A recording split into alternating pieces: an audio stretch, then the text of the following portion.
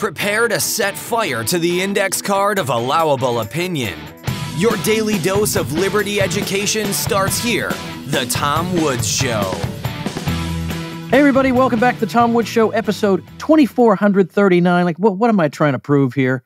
So glad to have Michael Malice back on the show. I mean, at this point, I don't even need to introduce this guy to you, but you do know him as the author most recently of, you can see right behind him, The White Pill. He's the host of You're Welcome, and he is a guest on basically every podcast that's ever existed. So, Michael, welcome back.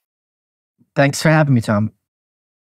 We'll get to this a little bit later, but look what I have here. I have a copy of the book everyone wants, but so few can have, which is the Harvey Pekar, Ego and Hubris.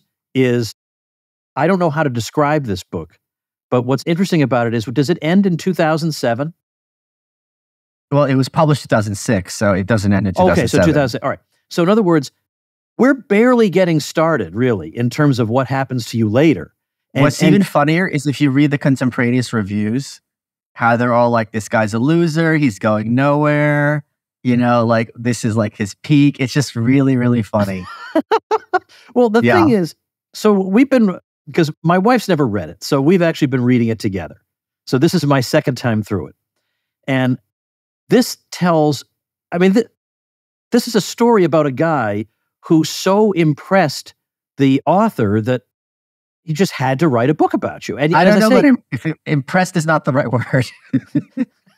Okay, well. Left an impression. Left an impression. So this is the part of the Michael Malice story that most people don't know about. Like, some people know that you were on Cash Cab. That's an amazing clip. And when people discovered that, they went berserk. My greatest achievement. Yeah, it is so, especially the parts that they didn't air that you told me about later. Yeah. Let me ask you, I'm going to ask you a question that was on Cash Cab that they cut. And is your PhD in American history? Yeah, but now you're going to get me in trouble. All right, what was it? No, because they had to cut the question because it was so stupid. And I'll ask it for you, and I'll show that even someone who's a PhD in American history wouldn't get this right. Okay. Name cities that have been capitals of the United States. You mean, but aren't any longer? Correct. Oh, of the whole country. Yes. Okay. So Philadelphia? Right. Let's see. What would there have been before? Well, obviously Washington, D.C. Does that count? Right. All right. What am I forgetting before? Are we thinking like Articles of Confederation time? Just throw them out. I don't know. What am I missing? First of all, you're missing New York, which is a big one. Okay, sorry. But the fact is, I started rattling off like every city that was a city at the time. And what they had counted was when the Continental Congress was fleeing the British, like Lancaster was the capital for a day. So it's just all these bizarre little towns. And it's like, this doesn't count. That's nitpicky. Nobody would answer it that way. No, so they cut the question and they went to the other lightning round. Because the thing is, I can only imagine they're at the control booth. I named like 100 cities. I mean, how many cities were there at the time, right? And I still don't get it right. So it's just like, okay, like they didn't give me an explanation, but that surely was what it was. That if I named like literally every city almost that was a city at the time and I still don't get it right, something's way off. This isn't just trivia. This is just crazy. Well, they did give you a question where I think it was name the top 5 most searched political that names. Was the substitute question, because it was name the 10 cities that were capitals of the U.S. It was name the 10 politicians that were most searched for in the previous year. Right, and you had to come up with at least 5 of them. And I think it was 10. Was it 10? Well, it might have been 10, like you could choose 5 of the 10 as long as you got 5. You didn't have to name the top 5. I know your Cash Cab appearance better than you. Okay, I haven't watched it. Maybe you're right. I thought it was the top 10. Well, it might have been, but you didn't have to name all 10 as long as you got 5 out of the 10. So you did exactly the same thing with that question. No, you rattled off political figures like you wouldn't believe. Yeah, and then because I was stuck in Washington, I never thought of governors. That was my big flaw. So I'm talking about Reagan and Gorbachev as if they were being searched. But you got that one barely. Just under the wire. Well, anyway, the point is that's pretty much what people know about you. And this is not primarily where I intended to go with this episode. But you were born, you were on Cash Cab, and now you're on every podcast in the world. And so I think there are things that we could fill in. Because, by the way, not everybody is going to be able to get a copy of this. It's just a fact. It's a long story why it can't be reprinted. So it's also expensive. It's on eBay. You get it for like $150, I think now. It's dropped in value as well. It's dropped in value. Wow. Yeah, I'm a has-been, Tom. As you've gotten more in demand, it's gone down. Because people read it, they go, I don't want this garbage in my house. They well, you know, one thing about reading this book is that it reminds me of something about you, that when you're dealing with somebody you don't respect, that you could consider just beneath contempt, you let them know, or not always, but it's very obvious when Michael Malice is unhappy with somebody. And there are things you do to people in this book. The things you do to people in this book is just unbelievable. It's not always obvious, Tom. Fair enough. But at the same time, when you have somebody hold on. I'm going to interrupt you. Okay. It's not people. It's people in positions of power who are trying to use that power. So if someone's just some random jerk, then I don't care because I'm a random jerk. But if someone is a security guard or a principal or a boss, and they're using that clout when I regard them as beneath contempt, then I have an issue. So that could include a professor. That could include somebody who happens to be above you at work, yes, but yet is not above you in any other way. Correct. And that's not unique to me. Like very many people, I would bet literally 90% plus of the audience here has had experiences when they have a boss or a teacher or a coach who's like, this person is just flat out a simpleton. And not just a simpleton, but a bad person. It's not just that they're slow. It's that they're just malevolent in some way. Yeah. Well, so as we're reading and as you're describing the situations that you're in and the people that you're dealing with, I'm thinking, oh, gosh, what is Malice going to do to this poor soul? But then on the other hand, the thing is, you remember here's kind of where I was going to go. It's 2024, so Happy New Year. But do you realize 2024 marks 10 years since we met?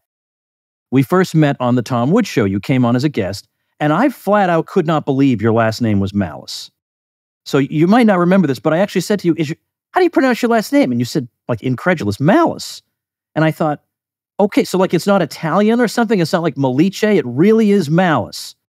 So then we had the episode, then we talked afterward, then I met you in New York and all that. So it's been 10 years. And in that 10 years, an awful lot has happened to you personally and professionally, to American society, American politics, the universities, and so on. And so I actually want to unpack that a little bit, if I may. Sure. So first of all, so when we met, it was still 8 years after this book had been Correct. published. Yeah. And at that time, you had people who followed you, but you were not the like crazy phenomenon you are now. And in fact, I don't know about crazy phenomenon, but okay. Well, I mean, people know who you are. Sure, a lot of the time. Like I can drop your name, and I feel like if they don't know you, then I don't know why I'm talking. And I'm sure you do as much as you can. I did just the other day in my episode with Adam Curry, and of course Adam Curry knows you. So anyway, well, he's been on the show. Yeah. Yeah. He's been on mine. Good man. Yes, so, good guy. You and I, you might not remember this, but you and I did an episode of my show where we talked about how to build your audience, and I was teaching you. So, but yet now you've gotten to a point where I know it depends to some degree on the guest, but you have a show where you release it, and just overnight you've got quite a large number of views. You're very much in demand. What do you attribute that to? That's a great question. And I wish I had, let me think about this because I want to give a good answer, because that's a very serious and kind of deep question that would help a lot of people. I think several things. First of all, I think consistency is something that is very useful. And this works for you very well, right? Like a lot of your audience knows that, hey, if I've got nothing to do, or even if I've got like a workout, going for a walk, going for a drive, I have a new episode of the Tom Woods Show in the can, and it's going to be something that I'm going to get something from. At the very least, I'm going to have engaging conversation with people who talk about issues that I care about. So that's a big deal. It's like consistency / reliability. Yeah. I think that's one. I think people enjoy, I get this a lot from my audience, is that a lot of my audience you would think are like basement dwelling troglodytes, and they're not. A lot of them are family men and women who have jobs and careers, who have to go into an office or even just open their own store, but they have to keep their mouths shut because they're surrounded by people who are just, bad people or have consequences for making their views heard. So when they see me being vituperative toward people who deserve it, they get a kick out of it and they want to support that. And I think I'm pretty good, and I think I'm better than you at this. And I'm not saying it's a competition, at being nasty in an effective way. You're not a nasty person. You're a very informative person. You're extremely articulate. You're like, when you give a speech, you like lay out an argument with historical information in a coherent way, but you're not going for the jugular, right? I really, I think you and I probably hate these people.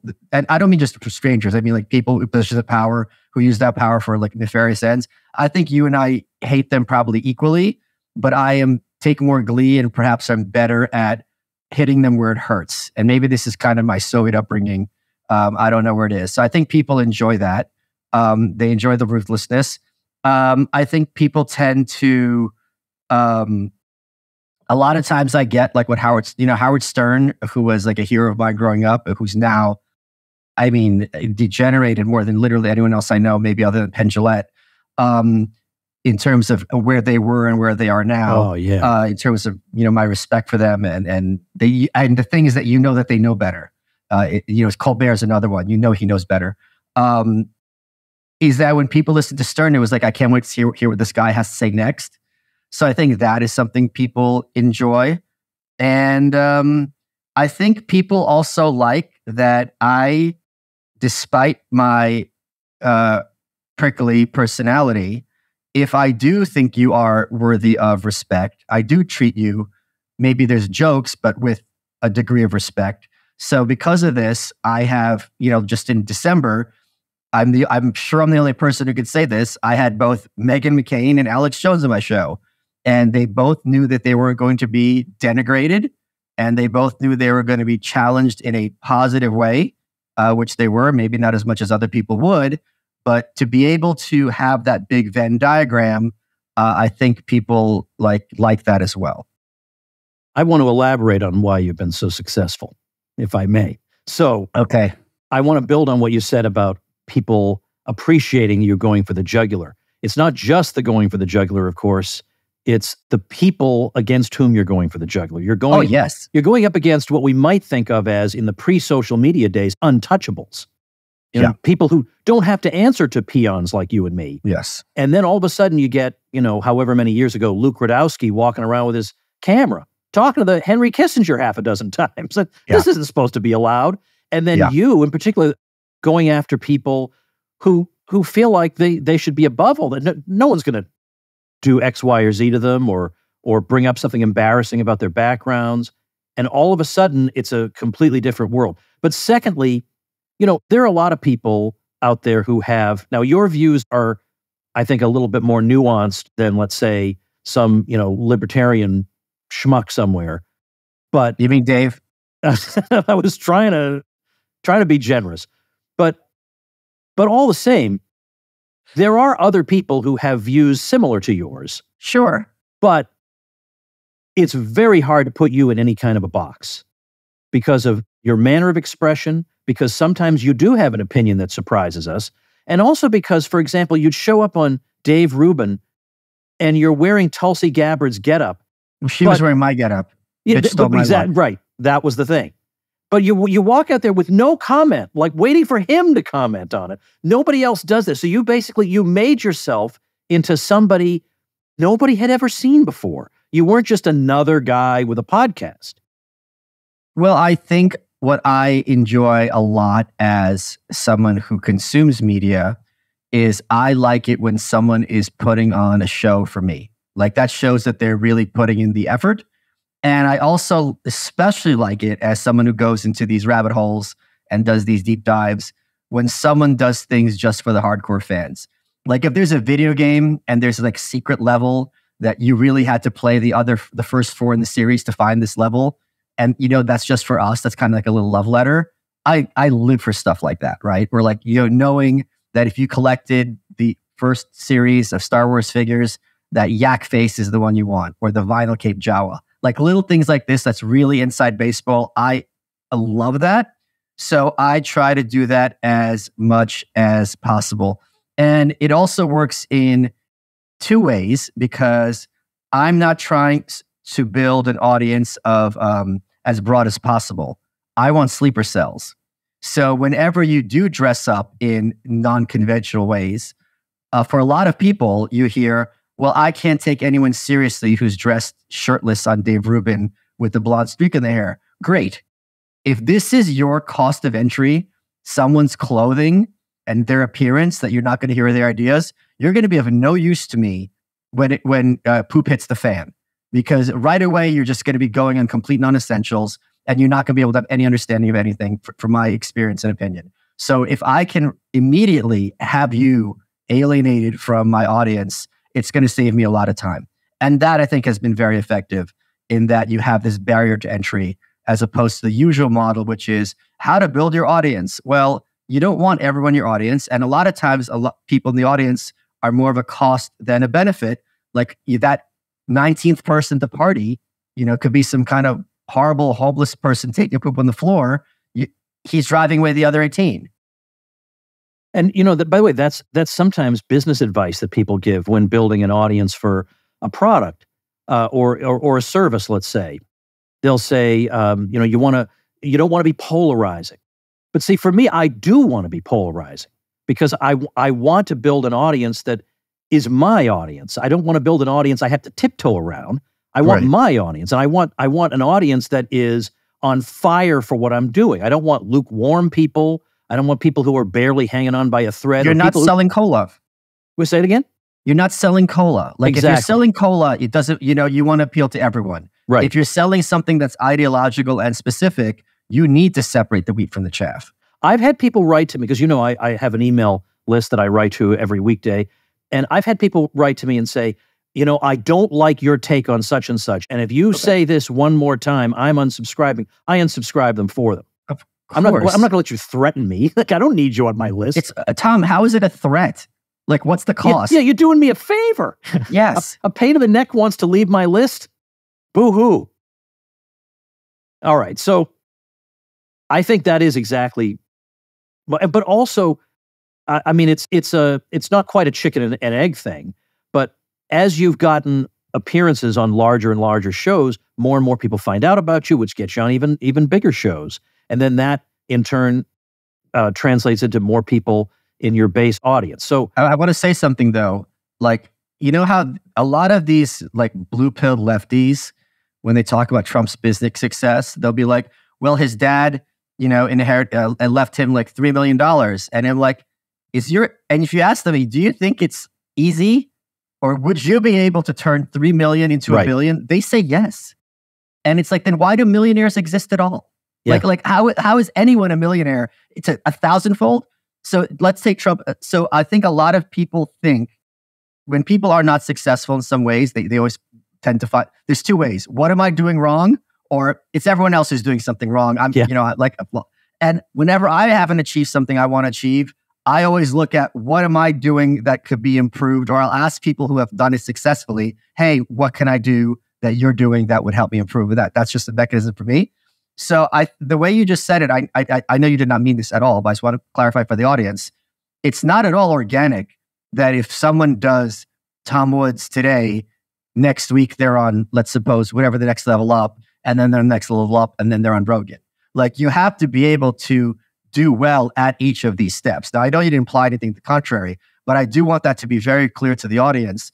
There's many people who are on, let's suppose, Rubin, who didn't get on Rogan, and there's many people who are like on my show who didn't get on Rubin. So it's not at all. And the other thing which is amazing to me is, and this sounds snobby, but it's just a truth. The number of people who have hit me up to be like, hey, can you get me on Rogan? with like no credentials of their name. But the thing I think to myself is, why don't you ask me, hey, can you get me on Tom Woods? Tom does, right? No disrespect to you, but if this is someone who's a libertarian pushing a product, and I was your best man at your wedding, it's going to be a lot easier for me to get on the phone with you. And it's going to be a lot easier for me to sell that to you. Yeah. Because it's like a 1 hour show. We're talking about one topic. Rogan is going to be 2 or 3 hours all over the place. I don't know him like I know you. I haven't. So it's the big, and I can't predict that you'd be good on that show. I don't mean you'll be just anybody, but they don't think in these terms. They always go for the top. It's just like, you have to put in the work. And incidentally, just the other day, apparently I had unjustly blocked somebody, social media block. And because it was you writing to me saying, I can vouch for this person, I immediately lifted the block. Yeah. Because you could just get right. Yeah. So I want to give an example of exactly what you're, kind of the opposite of what you're talking about. Max Boot. Now, Max Boot, I guess, left the GOP because he doesn't like Trump or whatever it is. But he wrote a book about something like why I left the Republican Party. And he, because he's I'm sorry. I'm just thinking about that Willy Wonka gif where he's like, no, come back, please. Well, he managed, because of his name, to get on every show you can imagine. I mean, huge shows, got on them all. And the book absolutely tanked. Of course. It didn't go anywhere. He had every possible advantage. But if you can't leverage the advantage, it's not a matter of my book isn't selling because I'm not getting enough media. That can be an explanation. Sure. But some people will get the media, and then the book does even worse. I really don't. Now I know I don't want this thing. Yeah. Hey, everybody, quick message from Old Woods here. If you're watching me on video, look what I have in my hand. See? Look. See this? This is my 16-page print newsletter, the Tom Woods Elite Letter, that I mail in the physical mail to people who support the Tom Woods Show. That's one of the 800 zillion benefits you get as a supporter of the Tom Woods Show. And it's 100 octane woods. Now, don't write to me and say, well, that's actually not the correct usage of octane. Shut up. You know what I mean. It's full of hot, great, fantastic content, all original, nothing like my amazing email list, all fresh, new stuff that you've never read before, coming in the mail to you every single month. Isn't it nice every once in a while to read something not on a godforsaken screen? And is there any other content creator out there sending you a physical newsletter in the mail? I think the question more or less answers itself. But as a member of the Tom Woods Supporting Listeners program, you also get invites to my Christmas party every year and also to my murder mystery dinner parties that I hold all over the United States. Everybody else has to pay hundreds of dollars to attend those, but not you, smart supporter. You get in for free. Not to mention you get to join the Tom Woods Show Elite, where you can talk in my no censorship group to other normal people. Plus, you get transcripts of all the interviews I do and so many other goodies, you're going to feel like a kid in a candy store. So how do you get all these goodies, including, look at this thing. Look at this thing. Look, 16 pages. Look at this thing, all right? You get that every single month in your mailbox. How do you get all this stuff? Supportinglisteners.com. You've been thinking, maybe I should do that, right? Today's the day. I am the voice of that angel, the good, the good one that's telling you to do good things. That's me right now. So head over to supportinglisteners.com. Be a part of the greatest community in the world. Get more goodies than anybody's given you in the world, as well as my profound thanks. Well, it's also, I mean, in the books, he got what he wanted. He got his advance. It's the publishers who are just, this is why this is a good segue. This is why I'm so hopeful about where books are going, because there are no consequences for that publisher who signed Max Boot and gave him a pretty nice advance, right? That editor is not going to have his neck on the chopping block. Whereas, it's kind of like, because they can say to their board with a straight face, look, we got him on every show. The book just underperformed. So publishing doesn't even think in terms of sales. Like their model is really outdated and backward and crazy.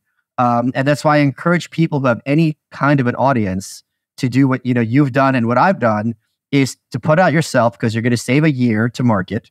You're going to get 6 times as much money. You're not going to get any money up front. That's fair, unless you do maybe some kind of GoFundMe. But the book is your own, and you don't have to deal with these headaches of these bureaucracies. And the only reason they're signing you anyway, in general, I would say over 90% of the time, is if you have an audience, and it's called a platform, and a demonstrated capacity to get your book in different places. And it's like, but if I have that, what do I need you for? Right, exactly.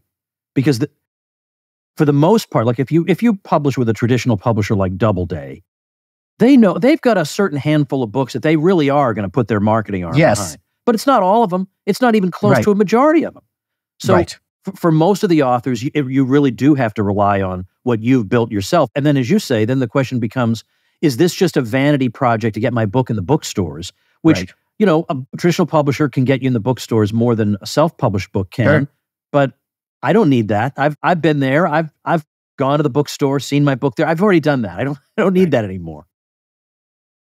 Yeah. But would you, if you were working on another book, which I haven't talked to you in a while, so I don't know if you are working on another book, but if you were... I am. Remember, I asked you for your permission. Tell me again. I don't want to tell on the air, remember? Oh, shit. Should I text you right now? Yeah, text me right now. I'm sorry. I'm going to text you the cover. My old man memory is so bad, Michael. I'm just so sorry. Listen, you and me both. I just had Ashley St. Clair on my show this week, and I had a list of 4 things I want to talk to her about. And my producer's like, I had her pick 1 through 4. We went through 4 of them. And my producer's like, that was a good idea, to have that kind of her pick. I go, it's because I have Alzheimer's. Like, otherwise I wouldn't remember. It wasn't some kind of like... I'm going to feel like such an idiot when this thing comes through. And by the way, I like that we're not cutting this. I'm not cutting this after. We're keeping this in. All right, I'm staring at the text page for you. I just sent it now. All right. Let's see what it says. Well, there's 2. I'm also doing a graphic novel that I've told you about. Which I know about. That I'm sure you'll help me. You'll retweet when that comes out. Oh, I absolutely be glad to do. All right, so did you send me a graphic? Because now I got the spinning circle. By the way, yes, that graphic novel. Yeah. Is there an anticipation of it in a way in Ego and Hubris? Yes. Okay. Because I had forgotten about that part of Ego and Hubris, and then I saw it. Yeah, it's still. It'll come through at some point. I don't know why. Why do you not? Do you have like some kind of weird Obama phone? What is going on? Well, it's a 100K picture. It's not like some kind of. I know. I don't understand. Movie. I don't understand. But we'll just see how long people are willing to stay watching this episode. But I almost want to show you the screen, but then people will like blow it up and see what we were talking about. And I don't know if it's going to be some kind of like they did with what was that Kirk, that Newsweek commentator? He had a picture of his screen. And one of the tabs was tentacle porn. I do indeed remember that. Okay, it finally came through. Of course I remember this now. Yeah. Yes. Okay. Yeah, we should talk about that. So do you have a time frame for it? I haven't started doing anything at all. I spent this last year doing the rollout for the white pill. That's another major advantage when you do your own book, by the way, is that when you have a publisher, it's just like a movie. You have the big first week, then you have secondary week, then the third week, and 6 weeks later, it's done. Whereas with a book like this, which is timeless in the sense that it's not pertinent to contemporary events and that it's as relevant today as it was in June and in January, I did a year-long rollout. It wouldn't be, people could consume each podcast that I was on, have something new.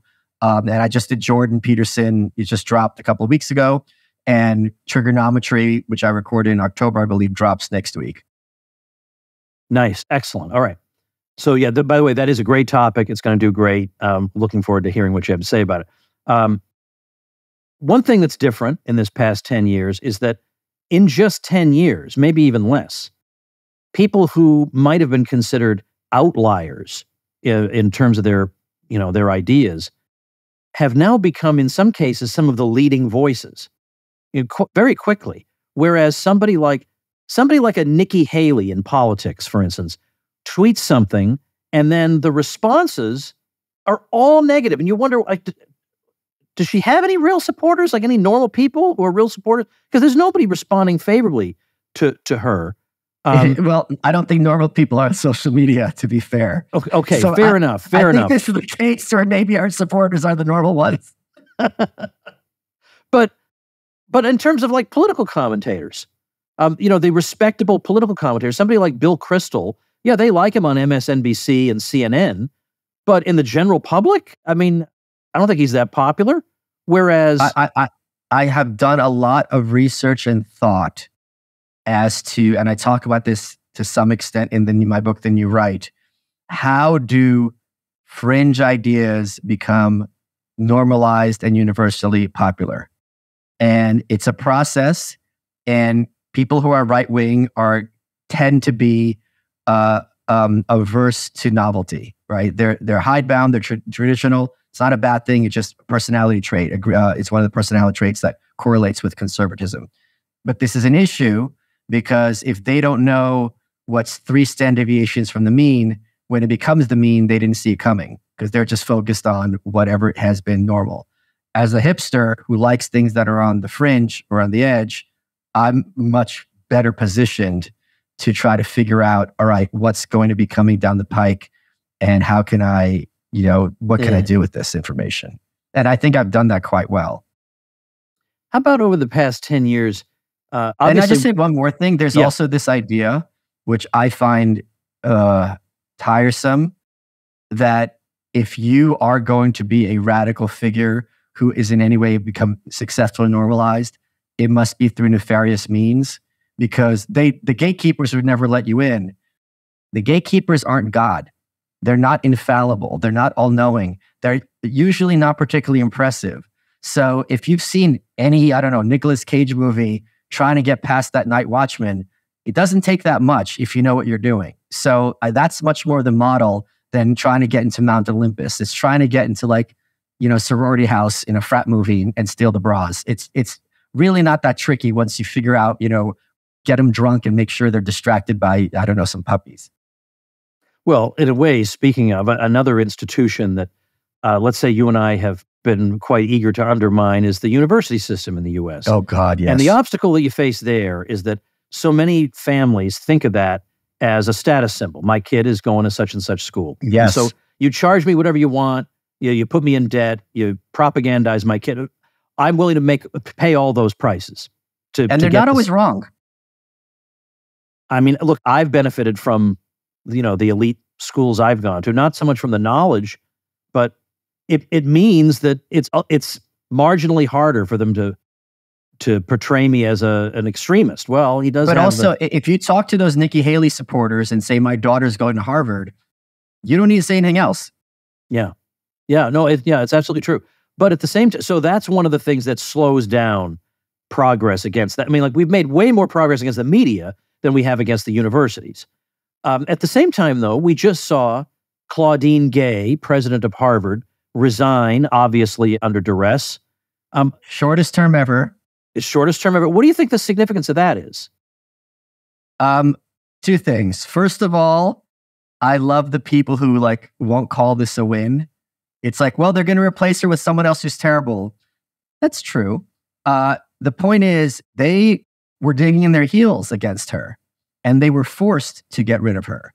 So anytime you're forcing your opponent to do something that they don't want to do, especially publicly, that is clearly a win. Anytime you divide, if you and I are facing a literal army and we could separate them out into 2 smaller, platoons or whatever the term is, and pick those off one by one, that's a very common military strategy. I'm no Napoleon here to know this. So anytime you have division between the ranks of the enemy class, that's also enormously helpful. So right now she's, talking, you saw the articles about well, Black excellence isn't enough. It's it's maybe the Black excellence was the original authors who she plagiarized. Maybe those authors were excellent. That's why she mimicked them without attribution. So also, one of I don't know if this is from Rules for Radicals, but this concept of force your enemy to play by their own rules.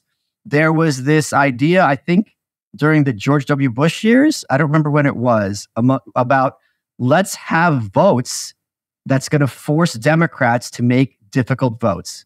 So they did this. The only example I think of this in the last 10 years was when Mitch McConnell, who is a gangster thug, who knows how to run his stuff in Washington, said, you know what? Yeah, we're going to vote for the Green New Deal. Let's put up for a vote.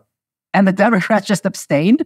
Well, that's the kind of thing oh, you want to force hormones on kids? Let's vote for it. Let's see what we're seeing.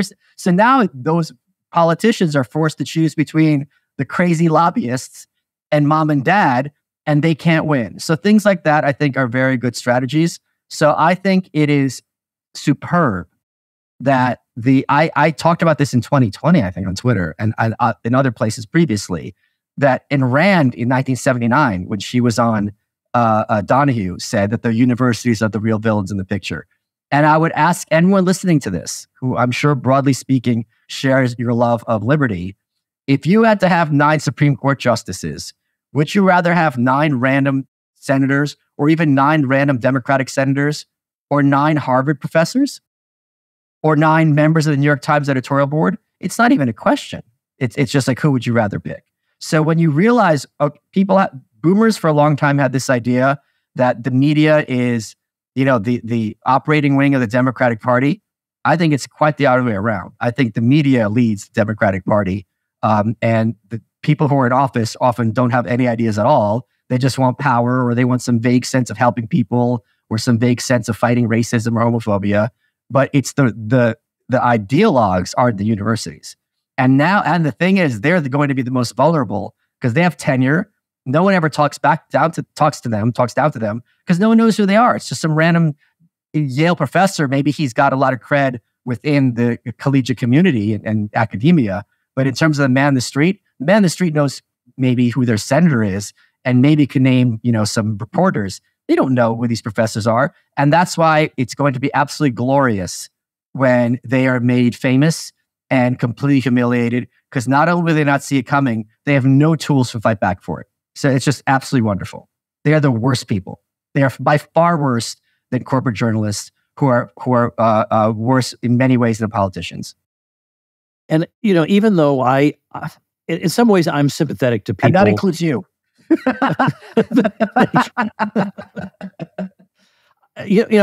With people like you and people who have decent social media followings have been particularly well placed to take shots at these people that could not have been taken before. And sometimes I fall into despair, and I think, what would Michael Malice think about this subject? And let's say 30 years ago, maybe even fewer than that, from what perch would we have launched an attack like this? It couldn't have occurred because the gatekeepers were everywhere. But now we can lob arrows over the gates, and that's an advance. And the gates are often open because, as I always point out, you don't need a majority. You only need an alternative. You only need one social media site where the administration is at least receptive to the idea that these people are the devil. And once that's there, that's fine. You don't need everyone else. You only needed, and this is just embarrassing how bad of an example it is. You only needed Fox News, who are hardly, gulch objectivist, ideologues dedicated to liberty, to explode the whole Prague socioeconomic media infrastructure. And now they would pray for a day where Fox was the only alternative to the rest of their stuff. Well, again, I'm picking this up here. So in Ego and Hubris, we read a bit about your experience at Bucknell University. Not favorable, to say the least. So the question, that I'm sure you get from time to time is, all right, so I'm a parent and I have a 17-year-old who's, let's say, a 17-year-old whose head is screwed on pretty well and is probably not going to come home a Marxist. But for the sake of career and social advancement, I'd like to send my kids somewhere. What do you recommend they do? Do we try to send them to the most right-wing school I can find, or do I send them to the highest ranked school and just tell them to keep their head down? Do you have advice? I don't know that I'm in a position to give advice to parents, because I think that's kind of it's like, where do I get off? I would simply say that I understood when I went to college that I was there for a credential. For example, I was very interested in philosophy, and on my bookshelf right here is the 9-volume Copleston History of Philosophy, oh, wow, which I read myself when I was at college, because I knew, what do I need this professor to walk me through it? Any subject, you're going to have some book that's written very well, and that is comprehensive, that'll give you a good idea of the subject matter. Paul Johnson, History of the American People. You read that, you're pretty set in terms of, like, and then if there's like a page or two, like, oh, I want to know more about this, the election of 1876, go read a book about that. Oh, Dred Scott, that's interesting. Go read a book by Dred Scott or the Continental Congress. You can go on those, detours whenever you want, but for every subject, there's obviously going to be one, if not many, base books that gives you that one-on-one stuff that you need. So I was there explicitly to get a good credential. And when I was at Bucknell, I converted several people. I think I want to say 10, but maybe I'm talking out of my butt. Point being, several people to switch their majors to business majors. Because I said, look, you like psychology? Take psychology courses. You're here to get the best credential to get a job. And people understood that. And I'm very glad that I did that. And I'm very glad I convinced others to do that. So if it was my kid, let's put it this way, or my nephew, I would say, if you're going to be paying this money, get the best credential that you have, that you can, the best school on paper. Yeah, at least years ago, when things weren't quite as bad as they are now, in terms of graduate school, I would get a lot of people saying, well, should I go there and challenge my professors? And I'd say that's just hopeless. I mean, you're not going to change their minds. All you're going to do is cause problems for yourself. You can challenge the whole world. As soon as you're finished, you can get on a soapbox and talk to anybody you want. But right now, you go to the best school you can find to get the best credential so that you can go out and do that. But challenging your professor. And plus, everybody in the class hates you, and like, and the thing is, you and I are ancient grandpas. They have social media now. So make a mockery of that professor publicly. Keep track of everything they say. Create a dummy account to denigrate them. Make sure that they can't figure out who it is. Maybe wait a semester, but ruin their lives and ruin their heads at no cost to yourself. What is the upside of yelling at him? It's like if you have a boss, someone in your office, and the guy's a complete putz. And when I did these things, I did them with the intention of, I don't need this job. If I needed that job or that whatever, I really would have had a different approach. This idea that I hear this all the time. Well, if you're a real anarchist, you'd be in jail. Like, what are you talking about? Like, how is that efficacious? So martyrdom is not admirable, or certainly it's not personally effective in most cases. So you got to pick your battles, and you have to realize this isn't some kind of honest dispute. They have power, you don't, and they're not going to be glad that you proved them wrong. They're going to be vindictive. They wouldn't be college professors if they had anything to bring to the table. These are small-minded, pathetic people who can't compete in the marketplace of ideas and who know it. Well, that was more or less what I concluded after going through. I remember one of the freshman year, I had a professor, Zachary Lockman. I don't know if he's still alive. He went to NYU after that. And Zachary Lockman wanted us to get our books from a Cambridge bookstore called Revolution Books. And it was a Maoist bookstore. I mean, that was what it was. And, little indignant Tom Woods, he was not going to buy his books there, Michael Malice, I'll tell you that. But I remember just being horrified, thinking, I knew this was a crazy place, but this is just unbelievable. Right. What goes on. And the idea that I should hold this person in high esteem because of the university he teaches at. Very early on in. But can I say one thing though? Yeah. It also speaks to my point you said earlier. There's no Democratic senator who would espouse a publicly Maoism. And I know a lot of people think, oh, they're all closet Maoists. They're not. They're closet corrupt. Nancy Pelosi's not a Maoist. Joe Biden is not a Maoist. They don't like private property. They're crooks on the take. So this is what I'm saying, how they're so much worse in academia than they are in politics. I'm sorry, Tom, go ahead. Yeah, well, because they actually, the academia, because I remember again, let's say, when was I there? 1990 to 94. There were crazy ideas coming out of the law school and crazy ideas coming out of the classrooms, but they were penetrating into society. So It just seemed like it was kind of, self-contained and, oh, well, it's crazy here and we'll just make fun of them. But now, as they've, the intellectual leaders of our society, if we can call them that, have managed, especially in the law schools, to push the ideas into society. So we were trying to warn them at the time, but it just seemed like, oh, no one's actually going to go along with any of this crazy stuff. But now they have. Yeah. But I mean, I also think more and more people are understanding that this isn't this kind of 1980s Reagan Tip O'Neill. where we have this big argument during the day and then we shake hands and play golf together. Yeah, no, I'm not we interested in don't. playing golf with you. Yeah, no kidding. So with my own, I mean, I don't really give a lot of details about my own kids, but I'll say one of them, you know them all, but one of them is in a culinary program. And that's wonderful. Completely straightforward. Like they're just there. We're going to teach you food handling and sanitation. And then we're going to teach you how to bake pastries. And that is all it is. And there's nothing wrong with that. And that's great. And I'm thrilled that she wants to do something like that. And I've never been one of these parents who goes around flashing the kid's report card at everybody. You know, I mean, yeah, if you ask me, I'll tell you they get good grades. But that's not the main thing about them. You know, when you meet them, and you can only be so much proud if it's girls. If it was a boy, then of course you're going to be proud of them.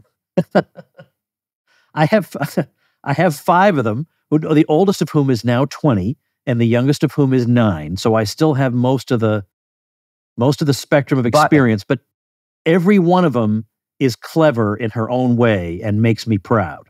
I can vouch for this, having met your kids. By the way, something else that made me very happy. There's this kid, Jaden Rodriguez. I don't know if you know him, that based backpack kid. He's the kid who went to... Yes. So he followed me on Instagram. I followed him back. Someone vouched that it was really him. So he really reminds me of what I was like. If you want people to be ego and humorous and want to know what I was like as a kid, go watch that video when that absolute mediocrity is telling him the Gadsden flag has to do with slavery. And he's just sitting there with this little smirk on his face, knowing that she's just completely stupid and a horrible person. And also because his mom had his back. So that when I saw that video, I'm like, this is like, you know, me south of the border, because I think he's mixed indigenous and Spanish descent. But it's just like, this really is what it was like for me, those rooms, that look on his face. Well, there's also a still shot, a photograph of that exchange where the teacher or the administrator is looking at him, and you can just see in her eyes I think I'm actually getting owned by a kid. Yes. In her face. But to your point about like arguing with college professors, they're not there like, wow, this is so cool. She's there like, I have to destroy this kid. Yeah. It's not like, you know, I'm an uncle. If my nephew, you know, if I'm trying to trick him with something, he goes, that's not true. And he figures it out. I'm impressed. I'm proud. I'm like, this kid is smart. He's, you know, learning things. That's not how these people think at all. They're petty and vindictive and nasty, as am I. But I'm not going to take it out on children. Except when grading their art. Remember you have a friend who did that? Yeah, Maddox. He had a whole book about it. Yeah. Anyway, all right. Was he wrong? Well, he grades it on a scale, what, from F to F minus? No, F minus to F plus. Oh, okay. He's more liberal than I would be. Okay.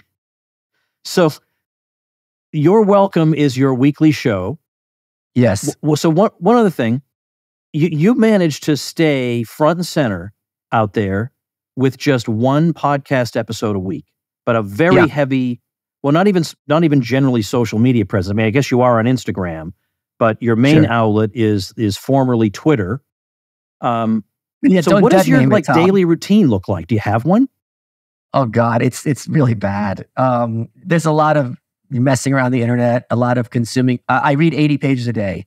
So I'm always reading 2 books at once, and it's 40 pages of a serious book and 40 pages of a frivolous book. So it'll be 10 of one and 10 of another, and that's 4 sessions.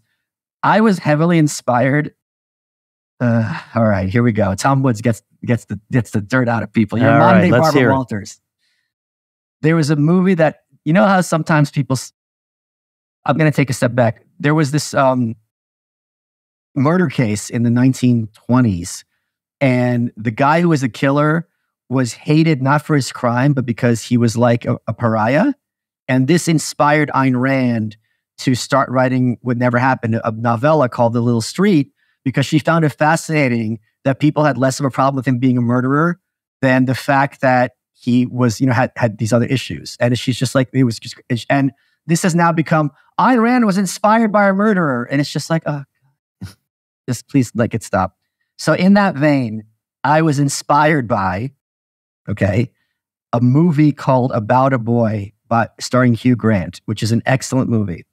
And the premise of the movie is Hugh Grant's dad had written a very popular Christmas song. And as a result of this, he can live off the royalties. He never has to work. So he talks about how his day is divided into certain segments, like getting my hair carefully mussed at the hair salon, 3 segments, reading a magazine in the bath, 2 segments, because otherwise he has nothing to do. Now, I'm not like that. I'm fairly productive, but I do have my day divide. Like I'll go online for X amount of time, then I'll watch a show, read, lunch, online, read, lunch, like that.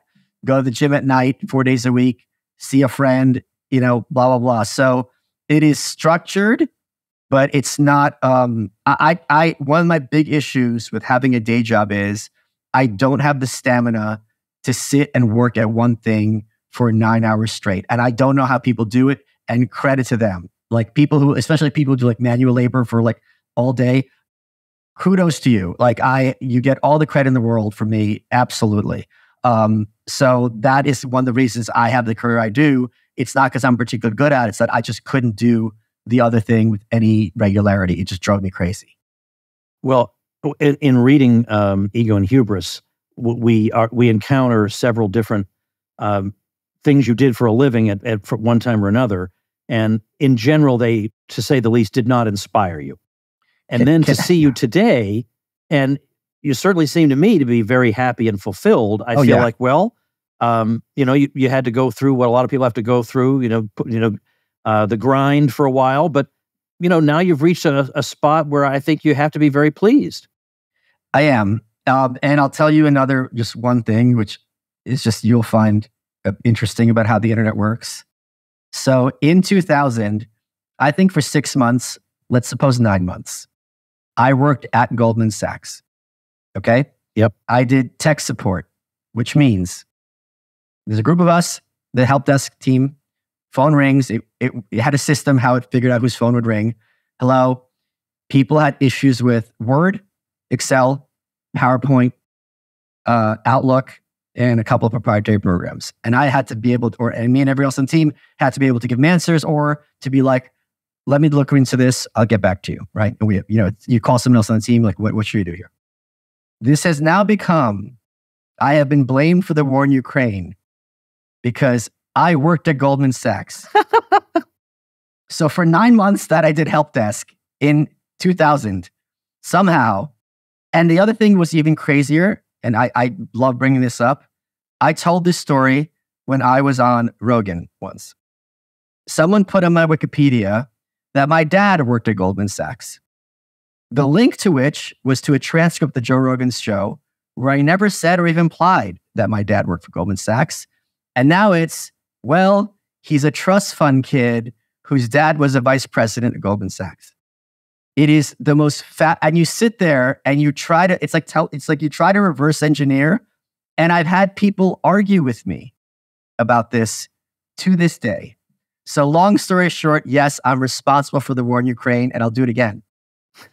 Well, the thing is, you are the world's foremost expert on Michael Malice and his life. There's no way you should be arguing this with somebody. But that's the internet for you. Like, because they know you're full of it because they don't like you, so they gotcha.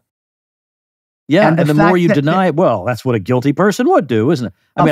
If I was responsible for the war in Ukraine because of my Goldman Sachs connections, I would be downplaying it also. Yes, I agree. So in a way, it does seem a little bit fishy, the way the whole thing adds up. I had a thing a bunch of years ago that I'll let you go. Back in Ron Paul's first campaign, there was some like a kind of conspiracy bulletin board that was suggesting that Ron Paul was part of a Jesuit conspiracy to take over the world. Now, he's not a Catholic even, but the Jesuits, those are wily people. And so they had all this evidence. Wait, can I ask? I have to ask. Yeah. In those cases, do they say that someone is Jesuit controlled if they're not actually Catholic? Is that their term? Something like that? I guess that would have to be it.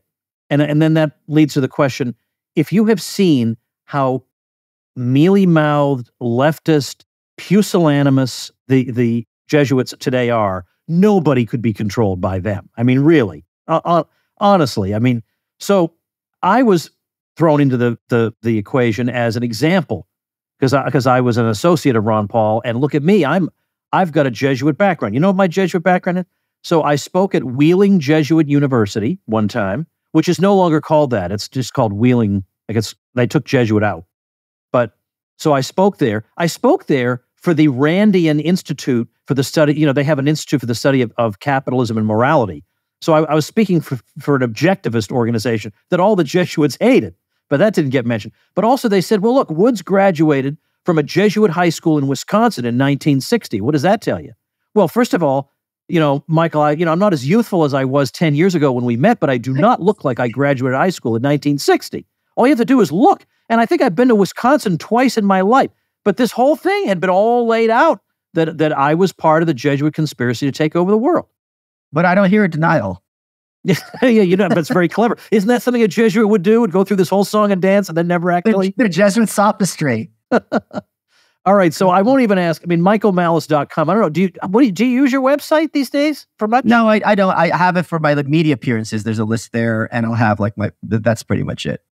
But really, it's your so-called X account, like at Michael Malice? Or and malice.locals.com for the good stuff. Oh, malice.locals.com. And of course, you can find on any podcast player, You're Welcome with Michael Malice. All right. Well, thanks, Michael. I appreciate it. What is your habit? What's been your favorite part of this interview? Oh, John Gar, how did I let you turn this around on me? That's why I'm on Rogan. Yes, indeed. Yes, indeed. Well, frankly, I think, even though I could probably point to a few, I hate the word rant. I want to remove it from the English language. Sure. Let's just say you're riffing on the universities and professors and being enemies of mankind and all that.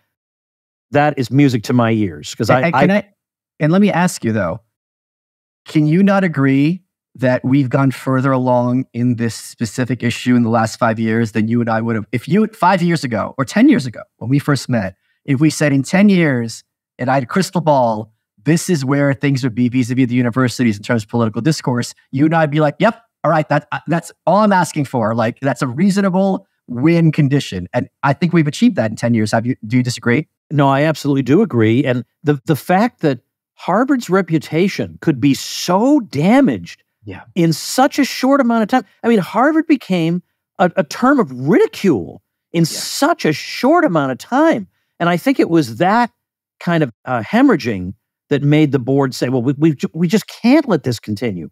I'm sorry, you're going to have to go. Well, the plagiarism thing is the big one because, again, it's forcing them to play by their own rules. And but some people say it was nitpicking, that it's not a big deal. Yeah, but even I agree that even if that is true, in terms of first, like hemming and hawing about genocide in milieu where misgendering someone is literal violence, then on top of that, at a certain point, it just becomes straws. And then that straw breaks the camel's back. At a certain point, it's like, all right, we can only carry so much. The thing is, Margaret Thatcher very famously said the same problem with socialism is eventually run out of other people's money. At a certain point, you can only carry so much water for someone. So if it's like, it's this, and then there's this, and for all, we don't have no evidence that she was a particularly fun person to work around as well. So a lot of times people don't appreciate this. When people get canceled, it's not why they're getting canceled. It's because they're horrible and not even an excuse to get rid of them. It's not at all what they said. It's just like, oh, good. Now I have an excuse to kind of divest myself of this jerk. Judith Regan is a prime example of this in publishing. So at a certain point, it's just like, why are we carrying water for this broad? So that, I think, is just a very, very healthy thing. All right. So check out Michael Malice on all those platforms. I'll have the links in the description or on the show notes page, which is tomwoods.com/2439. And you, well, I was going to say you are welcome, but why would I do that? Goodbye, everybody. Become a smarter libertarian in just 30 minutes a day. Visit tomwoods.com to subscribe to the show for free, and we'll see you next time. Like the sound of The Tom Woods Show? My audio production is provided by Podsworth Media. Check them out at podsworth.com.